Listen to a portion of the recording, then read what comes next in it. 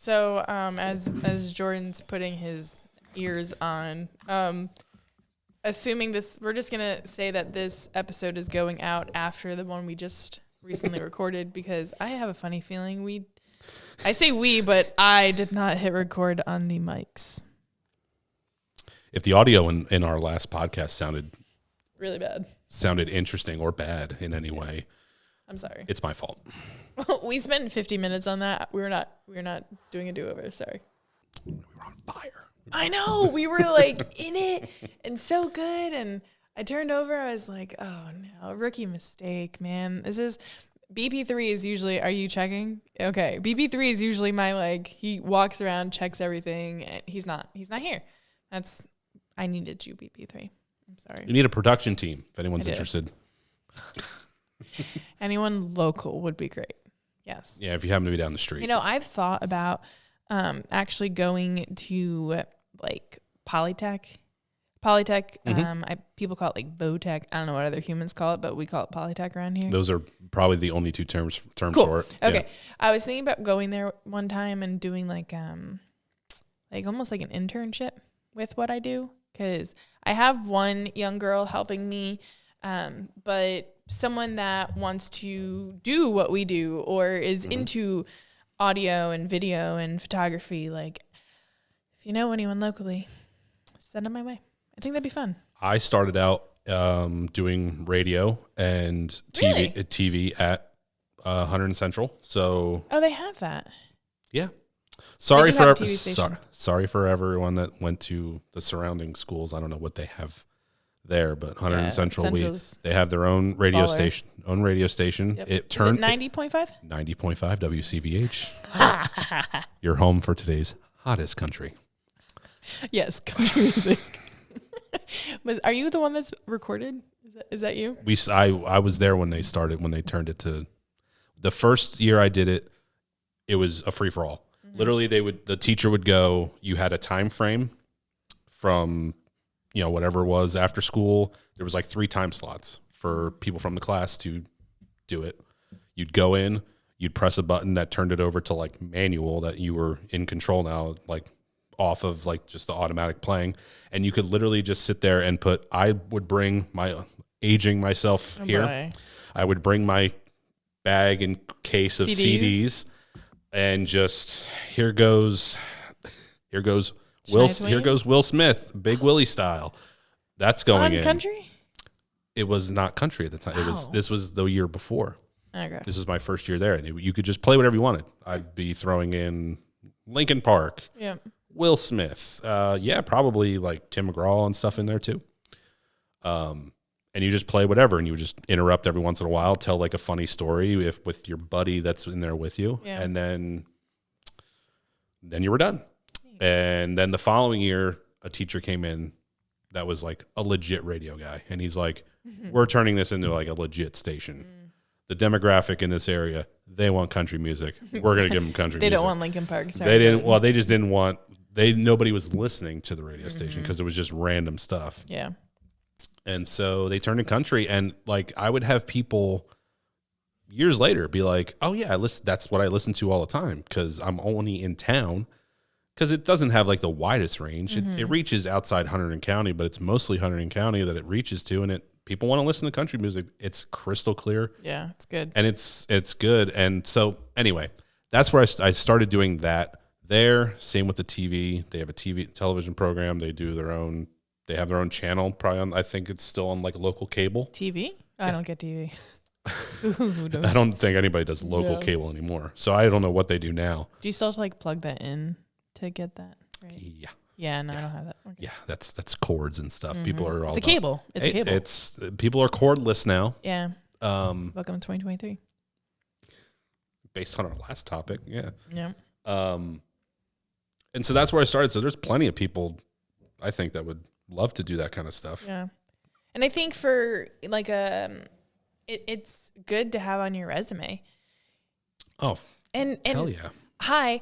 I mean, we're not getting younger, no offense, but I feel for us in this channel and this podcast and all that I want to do, we need to be able to keep up with what's hip and fun. And so I think some young blood would be good. Unfortunately. It definitely wouldn't hurt to learn what's, you don't want to, I think about the equipment that's being used around, like none of this was a thought. Obviously lighting, camera, but like recording? we were Recording. still recording, right? Okay. PTSD. But it was like we worked with like legit TV cameras, the ones that have the teleprompters on the front. And like that's really cool to learn. I'd like to have a teleprompter. Next You need a teleprompter for your brother. Yeah. Keep him Bullet points, Billy. But like, so you see the evolution of equipment. Like, it's honestly insane to me that this is the stuff that I would use, oh my God, 15 years ago. Mm-hmm. And it's here. Yeah. It's here in this shop. You have multiple microphones. You have something that's dumbed down from this huge board that I would use again 15 years ago. Yeah. It's dumbed down to this cool thing. Yeah. I have this kind of same setup like in my house for doing what for the streams that I do, and to have the cameras here. Like, it's insane to think of the technology that's come out. Yeah. And again, I don't know how I got here, but to have, if you have the opportunity to bring somebody in that could even evolve that even more or show you different techniques, that's awesome. Yeah. And that's growth. It's growth. Thank you. Hello and welcome to the Dirt Track Confessions podcast with your host, Mandee Pauch Mahaney. Dirt Track Confessions begins in 3, 2, 1. So guys, welcome to Dirt Track Confessions. I'm your host, Mandy Pauch Mahaney. Am I doing better here? This is Jordon Cox joining us. Hey, everybody. We're going to talk about our childhood problems. We're going to go to therapy today. Yeah. No, we're not. Yeah. How did we end up here? So, both Jordon and I mean, we're going to age. You're not much older than me, but enough that you remember more of Flemington Speedway than I do. I remember, do you remember the dirt? No, I was, the last year of dirt was the year I was born. So I was. Wait, when were you born? 90. Okay, so you're only 2 years older than me. Yeah. I was going to let it slide. I'm glad you caught it yourself. I was like, wait, dirt. I was born right after. We're not that much apart. Yeah, so I completely missed the dirt era. But basically, your dad raised, my dad raised. We grew up at the racetrack. And I like, to be able to get your perspective and mine, because, Mike, my husband, would always be like, you remember the food. You don't remember the racing. And I'm like, yeah, he's not wrong. I always, growing up, we'd be riding in the truck. I'm riding in the back seat. And they're all like, oh, we're going to Lincoln Speedway. And I'm like, okay. I look at Mom. What does Lincoln look like? And she would explain the concession stands and the grandstands. And I'm like, was there like checkered on the platform, like where you walk down the stairs? And she goes, yeah. I'm like, oh, I know that track. I got it. Yeah. Like Williams Grove. Yeah. Who doesn't know Williams Grove? But like, it's got the blue bridge. The bridge. Yeah. Ceilings Grove has the covered grandstands. Yeah. Flemington was in our backyard, so you didn't have to explain that to me. Mm-hmm. But Utica Rome, you could see yourself in the racetrack. the mirror. Yeah, it's the mirror racetrack. But growing up, so what would you say? You have kids, and would you want your children to grow up the way you grew up? It's definitely a difficult lifestyle to be in a racing family. Mm-hmm.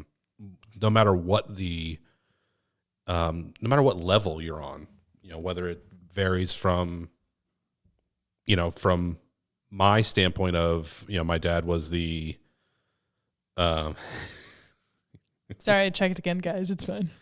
If you're going from the, my dad was, the Saturday Night Warrior. Mm-hmm. Yeah. He was Saturday nights at Flemington, to your dad, who was just everywhere, winning races, racing everywhere. Not to say my dad traveled a lot and stuff like that, but Phil, we love you. Yeah. Hey, Dad. I know you're going to hear this. You're going to watch it, actually. So, hey, what's up? We love you. We should So, totally have him on here too, but continue. yes, for sure. Oh my God, yeah. So there was nothing wrong with, growing up at the racetrack. But it's a commitment. It's a commitment. Absolutely. It's something that my wife and I have talked about several times over. Well, she grew up at the track too. Yeah. And that's the reason. And that was one of our connections when we met. Obviously she came from a racing family as well. She knew the commitment. She was able to kind of get away from it because it wasn't a parent of hers that was racing. It was her uncle, but he still, they're such a close family. Like they're all into racing. Both her uncles raced at one time. So, there was a huge, aspect of going to the racetrack on Saturday nights. And she talks about all the time of missing parties or missing, this event or her friends not understanding what she's talking about when she's, but a lot of her friends that are still, around today are the ones that she made at the racetrack or are also in racing.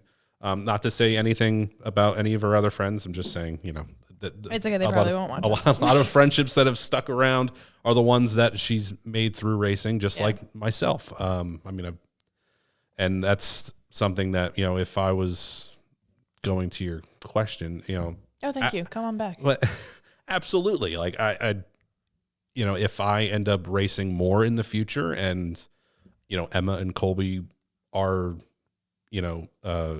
witnesses that are involved in that, like that's great. They don't have to be into it in any way, shape, or form, but I think the focus might be a little bit different. I think, I'm not saying anything bad about my parents or my dad in any way, but I would do things differently. Yeah, of course. But side note to that is just going off that, because I would say the same thing about my parents, is our parents raised us hopefully better than what their parents raised us. And what our parents want us to do is raise our next kids better. Yep. So and that's the generational thing that's just life. Yeah. You want to be better than your parents. Yeah. And they want it to be better than their parents. And that's always everyone's goal. So yeah, I mean, am I going to talk a little trash about my dad a little bit? Maybe, because, there was definitely times where he wasn't around, where he maybe should have, and he'll recognize that and has recognized that over the years. we turned out fine. But right, I wouldn't change any of it. Yeah. The memories that I made at Flemington Speedway are still to this day. I mean, I was only there until I was 10. They closed in 2000. But I remember those days, and it still sticks to me. And even my earlier years at New Egypt, like I made friends in those years and enjoyed. And New Egypt brought me into dirt racing. Yeah. I was asphalt, and it was NASCAR, and it was asphalt racing, and it was, asphalt late models, pancake cars, modifieds. So, New Egypt has a special place in my heart with, my early, not teens, but, being 11, 12. Tweens? Tweens, is that what it's called? I think so. I don't know what the ween is. Yeah, we're gonna go with that. I'll go with Tweens. it. The early part of that, my 11s, my 12s, and 13. I'm still stuck on it. It's okay. That's fine. Now I am too. But so there's a special place in my heart for New Egypt. Absolutely. For bringing me to dirt racing. Still the greatest. Here I go. Like the greatest thing I ever saw, and it's the reason why. Your wife, I know. Oh wait, second best. If I had met her back then, absolutely. The greatest thing I ever saw was the first time I went to New Egypt. It was it was one of the first nights I ever went there when my dad had started racing there after Flemington closed. And it was the reason I found out who Kenny Brightbill was. I watched that man wheel around that racetrack with I thought was impossible at the time, with no left rear shock on his car. It had he ran into the back of somebody, busted the shock off, and it was the craziest thing I'd ever seen. Yeah. It was in like a heat race. He ended up either winning or finishing second in the heat race with no left front shock. The thing just dangling off the car, which, you know, if anyone knows anything about our cars, is possible. You can do it. I'm pretty sure the Mike won a race with like a left front flat not that long ago. Yeah, but a shock's a pretty big deal. But I thought that was something like he, from his however long of experience at that point in the early 2000s, knew, hey, whatever, I just have to keep going, keep the nose off the ground. Yeah. And he did it. And it was the craziest thing I'd ever seen because you have all 4 tires on the ground, you stay on the ground, you race through the corners, flat on asphalt, dirt. It was like you just lean the thing over on the right rear and just hammer down and get shit done. And it was, that was what won me over to dirt racing, was watching something like that. It was the greatest thing I ever saw. So I don't know where I'm going with that, but me neither. Welcome back. But it was, you know, my grand introduction into dirt racing, a great memory, childhood memory. Yeah. Thank you for coming to my TED Talk. Oh my goodness, it's been. But I have those kind of early memories that are great, and it's, you know, I wouldn't change it for the world. We're still recording. Yeah, we are still recording. So for me, I always joke with Mike about it because it is so interesting how we grew up and how Mike grew up, because his dad didn't start racing until he was 30. Okay. I'm pretty sure that's why his number was 30.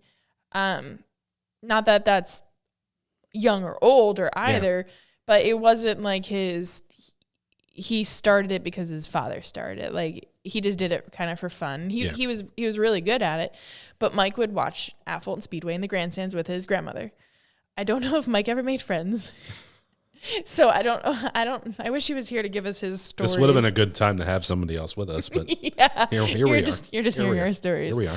But it's just so funny how different, maybe it's just the New York people, because I'm going to categorize them right now, how they were raised compared to how we were raised at like Flemington, New Egypt. Okay, because our family knew each other. So maybe basically how we were raised, because, you know, I say to Mike, because he's like, we discuss, you know, kids and how we'd want to raise them too and involve them in racing. And we see it through BP3's eyes. Like, it warms my heart watching BP3 grow up. Like, when Billy was racing New Egypt Weekly, and just seeing everywhere I grew up, I hung out, I was selling T-shirts, I was eating the cheese fries. Yeah. I'm like tearing up just thinking about it, because that's what I was doing when I was his age, and now he's doing it. I'm like, like, you're reliving it all over again. Yeah, it's cool. Yeah, and so Mike and I discuss this stuff all the time, and he's like, yeah, but man, the things that you did when you were young, I'm like, I turned out fine. Thank you. I turned out freaking fantastic. Wow. Yeah. Wow, Michael. So I'm like, you know what? Our kids are probably screwed because they're going to be me, and you're going to have more of me. So, but the memories made, and like you said, I mean, gosh, there was years my dad wasn't home for Christmas because he's either racing or he was in the hospital. He was injured or broke his leg or broke his arm, couldn't do this, was gone for a week, gone for 2 weeks. Yeah. But for me, now I'm going to take it to a different approach, is as hard as it is and was, like, I feel as a child, we cling on to the good memories. Mm-hmm. And I don't think about the times my mom and my dad weren't there for me.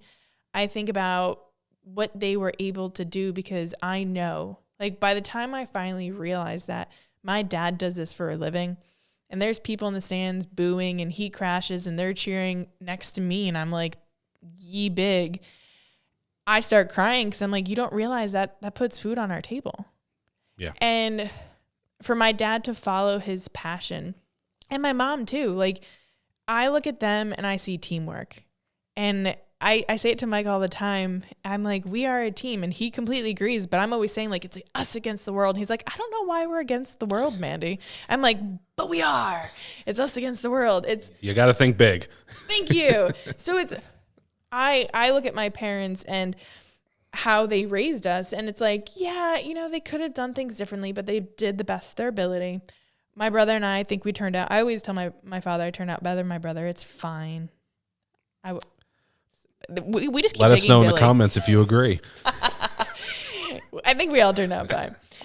Yes. It's totally biased. But I look at my parents and I see a relationship that they're still together, which friggin' A in this world and day and age we're in.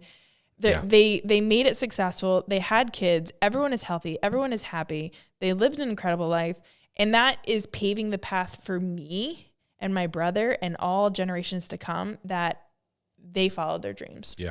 And that's why we're here doing this. Yeah. Well, it's a great example. Mm-hmm. That's a fantastic example. I mean, look at what you've been able to achieve off of, not that I mean this like in the nice way, but like to achieve off of your father following his dreams and for him chasing, this never ending goal of being the greatest race car driver to ever live, and now you've been able to do something even, arguably better or at least as good from. He has become he's become Mandy Pauch's father.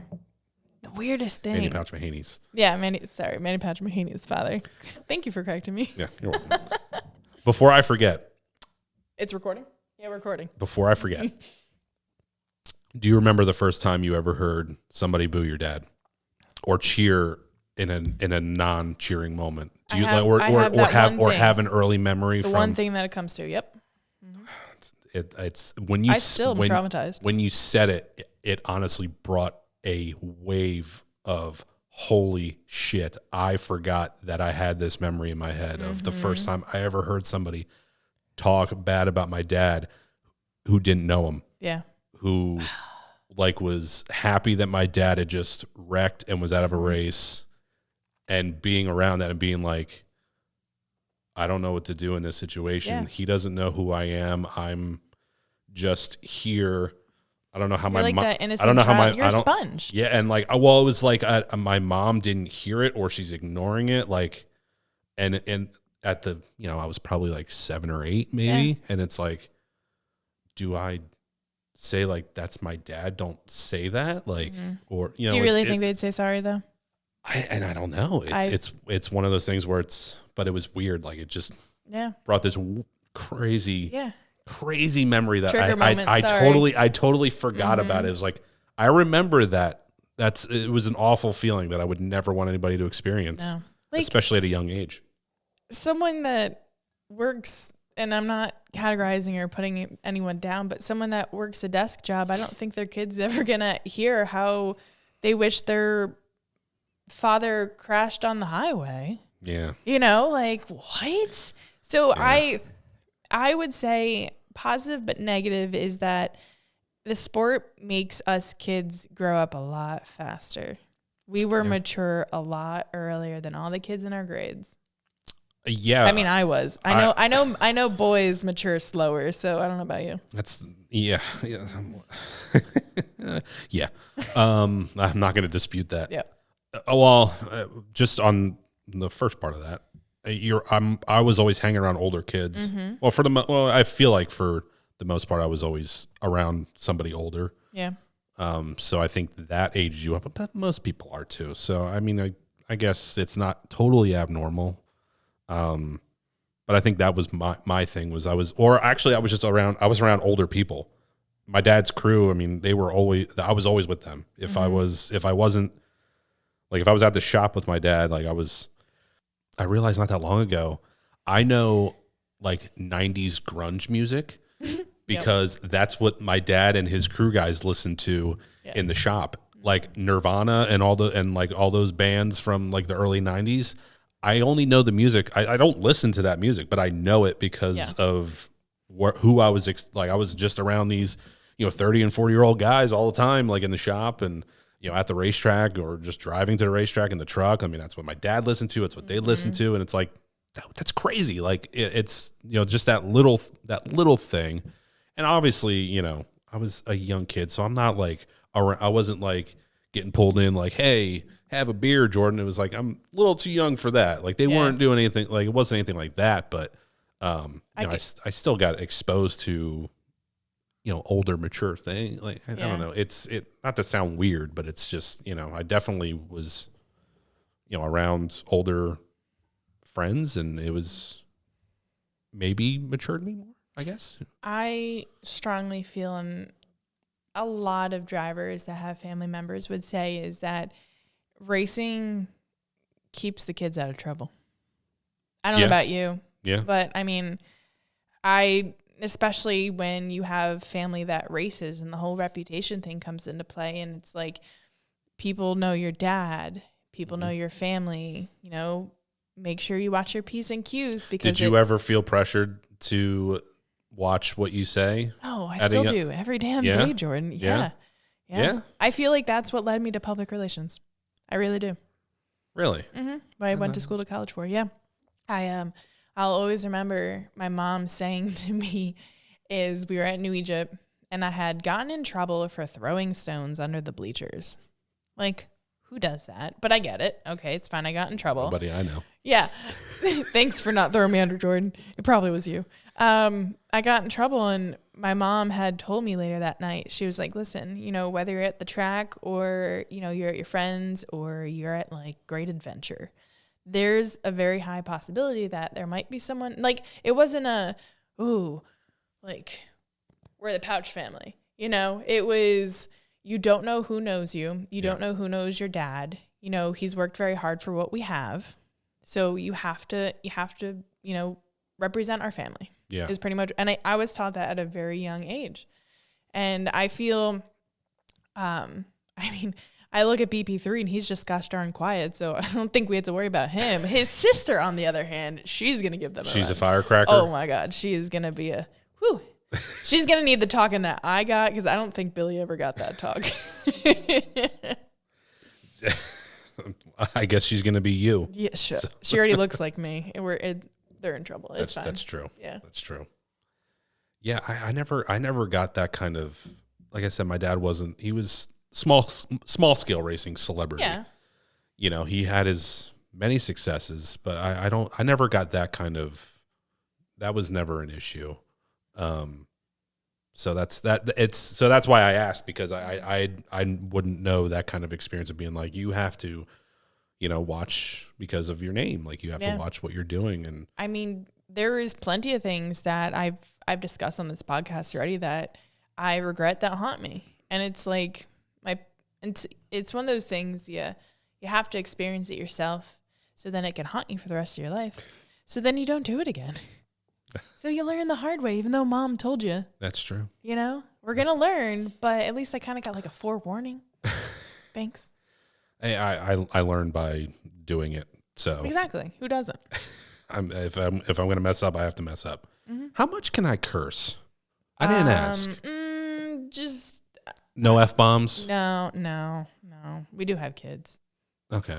Yeah. This was something I wanted to ask. You can say, Skittles. 3 hours ago. Well, if I say, I think I said shit already. Can I just... shit and dams. Kind of like you poop and there's a dam over there. It's fine. Okay. Because it's going to fly. I don't. It flies for me sometimes, and I've gotten backlash for that. Trust me. So. Yeah. Well, but that's what the podcast is for. I know. It's a conversation. We're allowed to say. Isn't that the whole point? It's podcasting. Is it because of the YouTube part of it? No, I just know we have a lot of young kids that watch my stuff. Yeah? Yeah. Is it mostly that? For the cursing, absolutely. Yeah. Talk to me off camera. I'll curse as much as I want. I don't care. We were raised at the racetrack, dude. I have to tame myself. I thought the podcast was where I could unleash. No, it's fine. Wish. It was something I wanted to ask when we started, and I was like, I've been trying I think I've been pretty good. You've been great.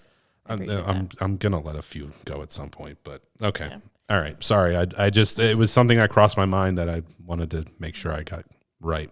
You're good. Okay. Yeah. No, that's where I learned it. Was at the exactly. I mean, was at the racetrack. Yeah.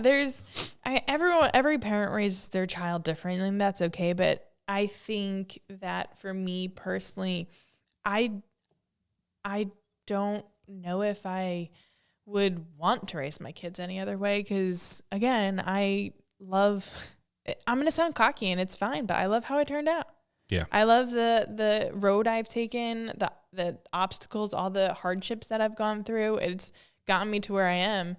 And I feel like I always have to say nothing against, so please don't take it personally. It's just what's made for you is made for you. What's made for you is made for you. And vice versa for the other person. And some people are meant to be moms. Some people are meant to chase their kids around, drop them off at daycare, drop the other one off at soccer and the other one off at karate and the other one, like, they just do that. And my parents always, they didn't push, but they wanted us to try things outside of racing, which I know you want to touch on. And my brother did basketball, my brother did wrestling. I did gymnastics, I did basketball, softball. But as soon as it started getting serious, I was like, I don't want to miss the races. You know, you mentioned Courtney, your wife, missing parties and prom and stuff. And I had the prom dress. I didn't go to prom. You didn't go to prom? No, if it rained, I had a prom date. I had a backup plan. And if it rained out, we were going. Mm-hmm. But I'm happy with it. You keep looking in this direction like something's there. No, I'm just looking. It's just how I look. You're freaking me out. It's just how. Because you don't have glasses on. No one is over there, Jordon. I think I'm seeing somebody. No. Did you ever hear about the chicken ghost? No. Do we discuss this on here? Do we have to? No, it's okay. We can. If you guys are curious, just let me know. Maybe we'll touch on it. We'll touch on it later. Okay. We'll come back to that. Okay. No, it's just I don't know. I'm just looking at all the incredible achievements around me and freaking out a little bit. That's. I don't know if I would have missed, but again, I was at a different point. Yeah. I was at a different point in my life So at the end of during my high school years. So yeah, I couldn't imagine, and honestly, because that's kind of sports though too. That's right. That's how it kind of worked out. It was just kind of how all the timing. Like my dad was getting out, like as I was going into high school. Like he stopped. Like he sold all of his stuff. He got out of race. Like his car owner got out. He got out. My cousin EJ Harrington. Shout out to EJ. He was getting into racing at that time, but like.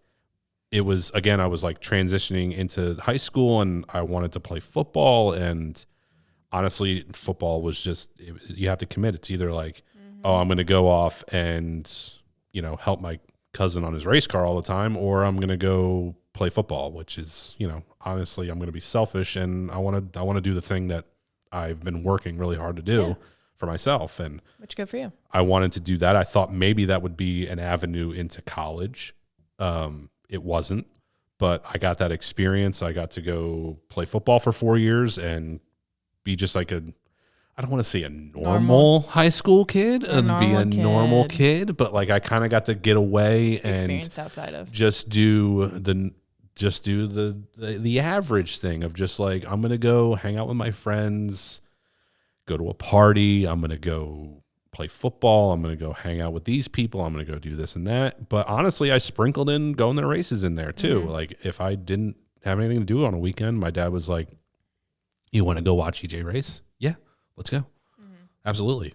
It was great to be able to do that stuff and still be around the sport.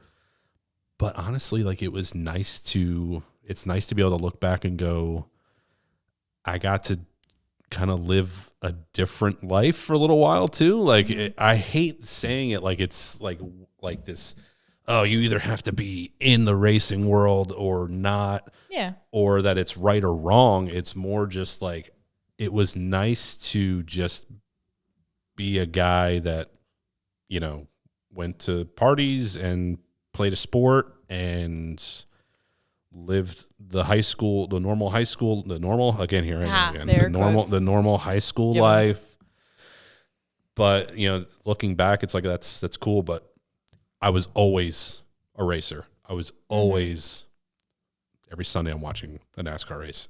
Every Saturday I'm still wondering how EJ ran or, Benny Donnarumma or Matty Call, those guys that my dad helped and that I was around. Like I was always wondering what was going on in New Egypt and then was going there when I wanted to. So I still got it. And then the second I got out of high school, it was like, all right, what am I going to do in my life? I'm working a little bit. As soon as I built up some money, what was the first thing I did? I bought a race car. The second I was like, I got a couple grand in my bank account, I bought a race car. Yeah. So like you never get away from it. You can get away, but like it's always, if you're a true racer, you want to do it.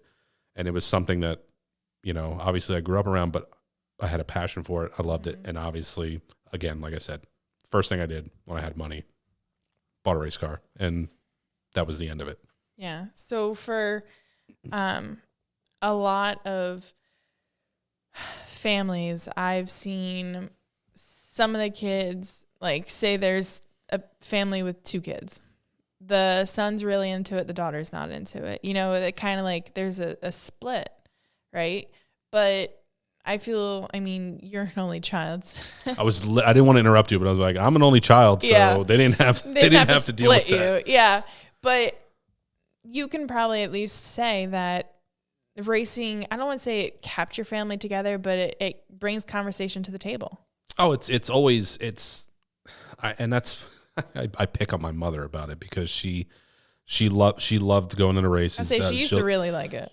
Don't get me, I don't ever want to get that wrong, but she would always, you know, have the minor little complaints. Mm-hmm. And it was like, what else would we do? Yeah. Like, what else would we be talking about? Yeah. Like, yeah, we can talk about other stuff, but like, yeah, I don't really want to. You know, she'd be like, why are you? She'd be like, you and your father have been talking about racing for an hour. Like, let's talk about something else. Like, it's because it's interesting. Yeah. It's the thing we're doing. Mm-hmm. It's what we do. It's what we've always done, and it's our passion. It's what we love doing. Obviously, we're going to talk about it. Obviously, yeah, like it's part of who we are, and you know, she'll agree. And yeah, I don't know if it's what kept us together, but it's the most interesting thing we've ever done and will ever do, and it's amazing. Yeah, I mean, there's family that they have their own sports team that they follow, and just the other day, it was so cool. Heartwarming to me was a gentleman tweeted to me. Is it tweeted to or at? I don't know, but he said that he was planning his year schedule for him and his granddaughter. That's awesome. Yeah, I'm like, I think, you know, there's family that do Sunday spaghetti night. We do Saturday at the races. Yeah. Like that is freaking, it's amazing. And you discussed normal, quote unquote, you live the normal life. And I feel. I'm sorry. When I was younger, my mom always used to say, you're going to get tired of racing. And I was like, no, I'm not. You're full of it. There's no way. And I'm 30 and I'm like, okay, I can wait a little bit longer for racing season to start. Yeah. You know, like but on our side, we're racing freaking 100 races a year. So you get burnt out, but I don't know. I still got to go. Has there been a time where you've just been like,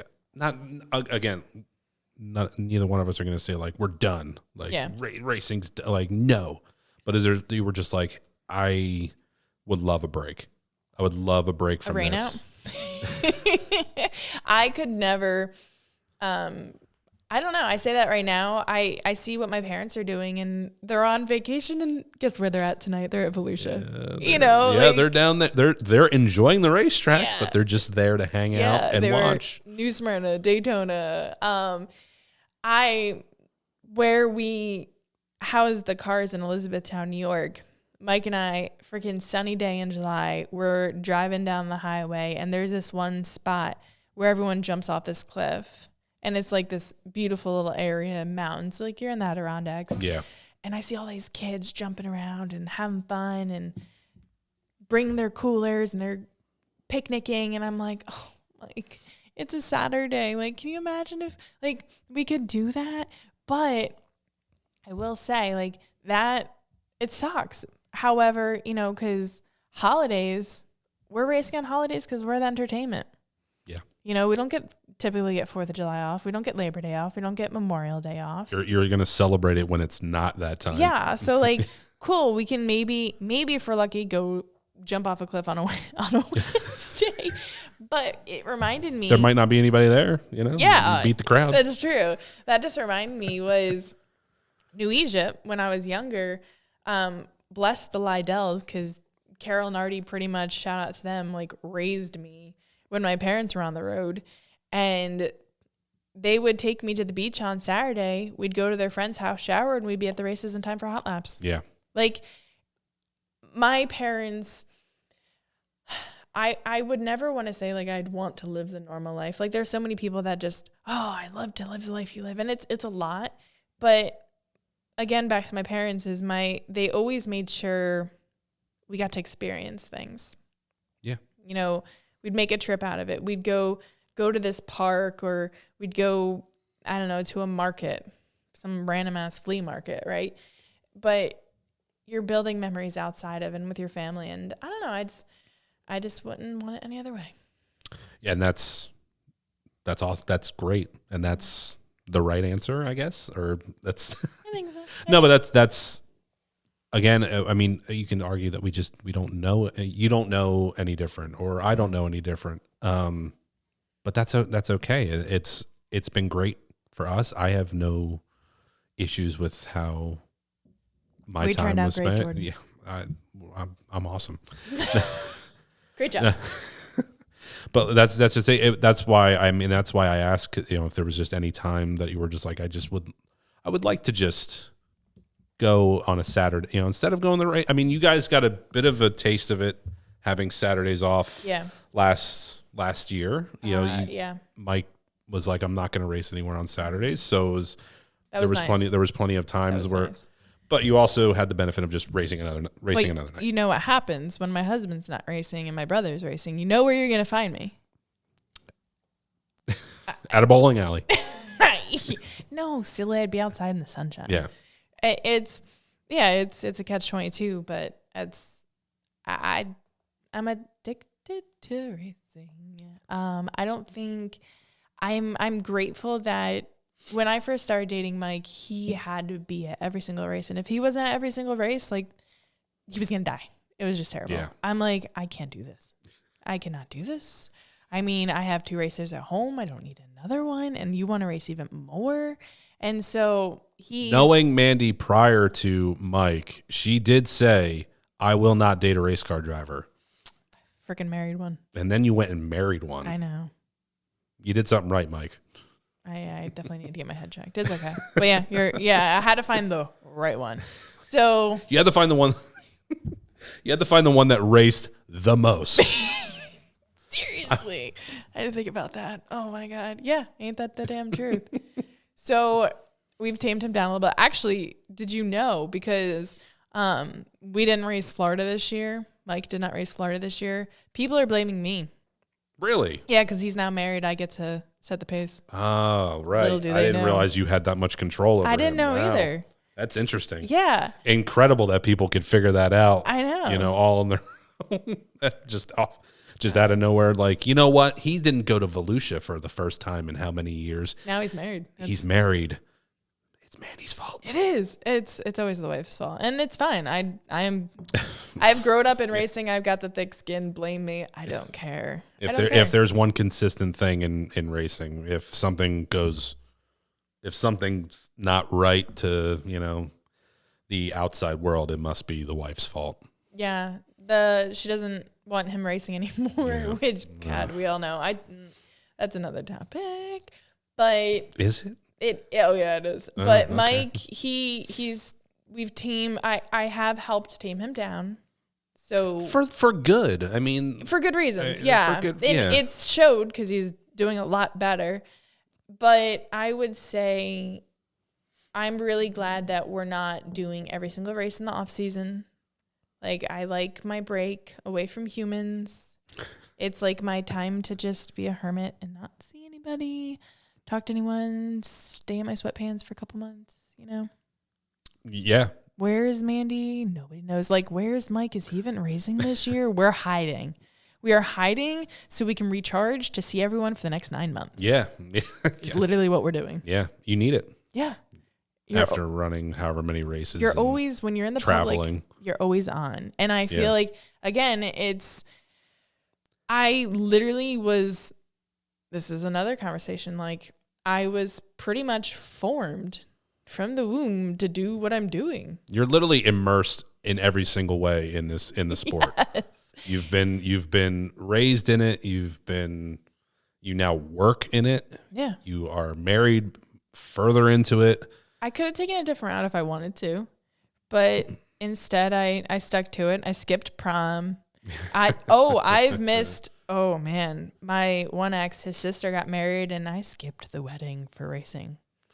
Obviously it didn't work out. Wow. So sorry. Luckily that must have been it. Yeah. Luckily Mike's sisters are married, but don't have to worry about that. That was already taken care of. Actually, they know that birthday parties, they don't even invite us.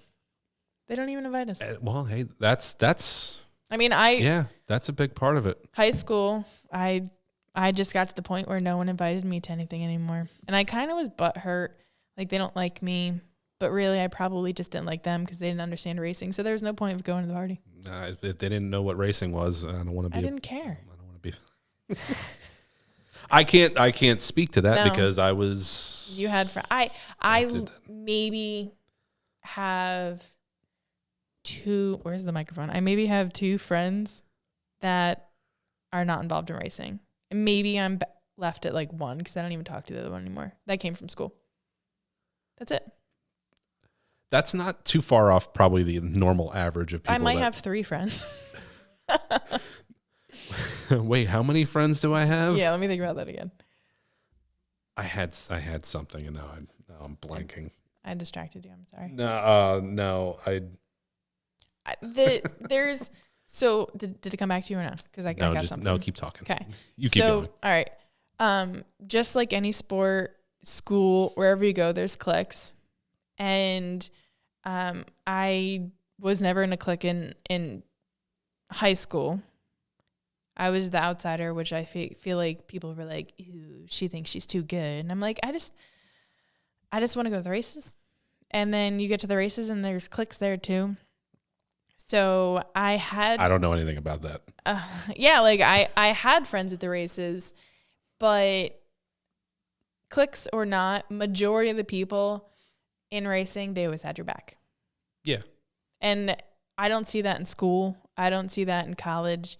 I would not have learned that elsewhere because you get a flat on the side of the road, there is some random fan or your competitor stopping and helping you.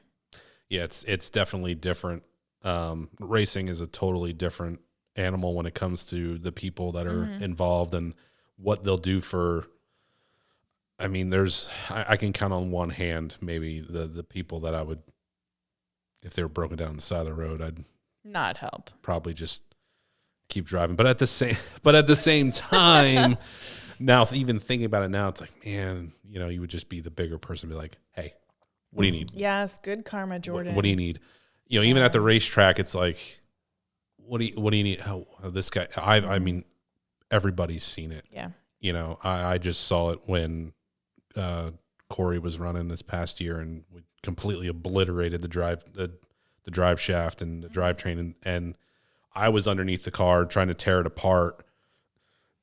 all apart and see what we needed, and like I was literally underneath the car, and I'm like, got a screwdriver and a wrench, and I'm like doing stuff, and I'm like I had like a box of parts like slid next to me. It was like an entire drive shaft setup, and it was literally just one of Johnny. I'll just shout out Johnny McClellan's guys. Great guys. Like literally just slid this entire box. It was just like, whatever you guys need, here it is. And we ended up just not being able to. Everything was blown out. If you know anything about a drive shaft coming apart in a modified, it takes everything with it. Yeah. We ended up, but it was like it was there. Like we're 5 minutes into this. All anybody heard was, Corey Fleming's down. He needs something, and it was like, what do they need? This. Here it all is. And like, I don't know where else you see stuff like that happen where, just we're all in it together. Everyone wants to help everyone. Everyone just wants to be able, and for me, it was always, well, even if it's my, best competitor, there's a part of me that's like, well, I don't want that to be the reason why I beat you tonight. So here's whatever you need. Yeah. That there was a small part of that, but it was also just, if it's just a friend, like, hey, whatever's mine's yours. Yeah. So there's nothing that beats the people that are in racing. And again, I don't know about the clicks. I don't know anything about that stuff. I guess I just got pushed out. I'm sure. I know that there is, and I know it's a female thing. Remember? No, I didn't want to suggest that, but that's not true. Okay.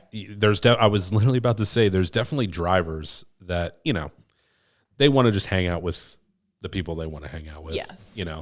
If anything, I've always been the outsider because normally I was older than some of the guys I was racing against. So I kind of tag along once in a while, but there's definitely, it's like, oh, what's up, old guy? How you doing? It's like, Thanks. Sorry, I'll just stand over here. Yeah. But in the whole grand scheme of things, nothing beats the friendship and the great attitude that racers all have for each other and the respect. There's nothing that beats it. Yeah. And it's definitely something to, want to keep going and pass down and teach, like, this is how you treat other, not just, the people in racing, but this is how you treat other people. Mm-hmm. I feel you get to experience so much more, even if, your parents don't have to be the race car drivers. You could be a fan in the stands, or your father could be crewing on a car. You're just going to learn so much, and you see so much. And, a lot of parents want to try and, I guess, not shadow, but like filter their kids from seeing certain things. Like, they're going to see it anyways. Yeah. Like you want to protect your kids as best as you can, but there's no better place than the racetrack. Like, if you see a 5-year-old run out of the racetrack out of the gates and no one's watching that kid, you bet your bottom dollar someone's going to be chasing after that kid. Oh yeah. Like you said, as much as we are competitors, like, I see someone's kids crying and I don't like their parents. Like, I'm still going to take care of the kid, like, and I would hope someone maybe did that for me. I don't know. Mm-hmm. But growing up in the sport, there is literally nothing else like it. And I don't know if I would have turned out the way I did if it weren't for the sport.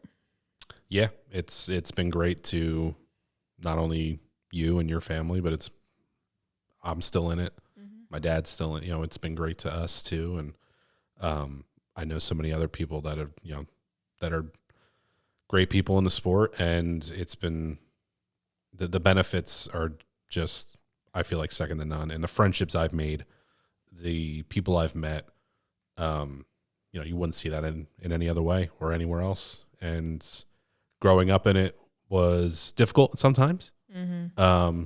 Nothing's perfect. Nothing's easy. Childhood is perfect or easy. But I know you've said it probably 3 times already. We turned out all right. We turned out freaking great. And I have awesome memories at the racetrack. I don't know how many more we're going to get into now. Probably not many or anything, but there was just nothing that beat, being able to watch my dad kick ass on the racetrack. Mm-hmm. You got to do it a lot more than I did. Amen. But best feeling. There's nothing that beats that. No. Ever, I don't think. And talk about complete 180 is the kids are the future of our sport. Jordon, we are the future now. Yeah. Look at what we're doing. Uh-huh. And so we hope that our kids will one day do the same thing. I wonder what they'll be doing.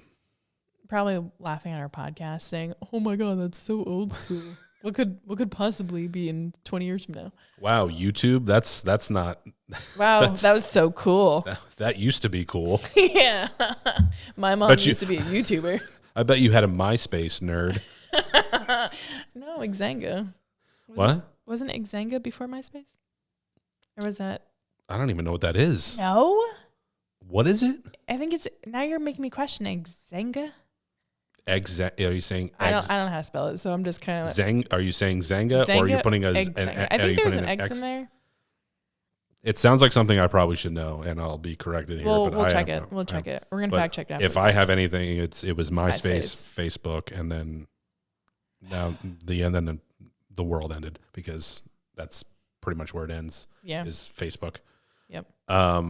Yeah, I would hope nothing less than what I experienced for as a childhood for my kids. Yeah. And maybe your future kids. I don't know what you and Mike have planned out, but it's a great question. Again, we're not going to get. That's not what this podcast is about. They're going to be questioning me now. Thank you. Just had to put that out there. We have to keep the people guessing. Always. So I would definitely say, to close it out, is just bring your kids to the races. Let them have fun. Let them experience it to the best that they can. Let them make friends. Let them get dirty, and just experience the life that we experience, because they're going to turn out freaking awesome. If you're looking at this and thinking it's awesome, then go right ahead. No, very confident over here. I mean, if talk about our experiences, and the future of racing is obviously the kids. You have to bring kids to the racetrack. Mm-hmm. You have to, and I know you wanted the word closing.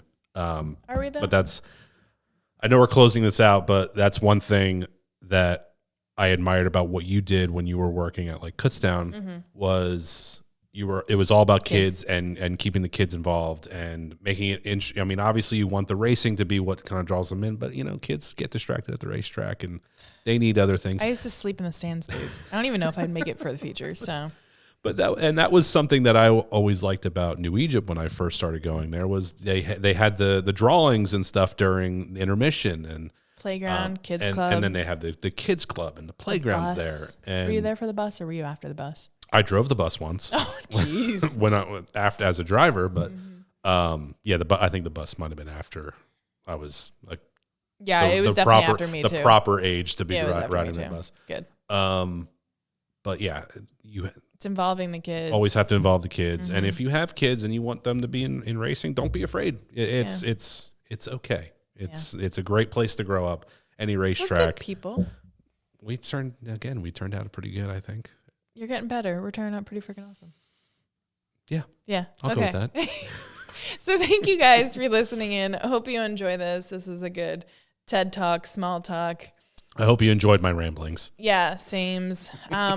Maybe we'll get a little bit more comfortable and dive a little bit deeper and more personal. Who knows? Confessions. Yeah.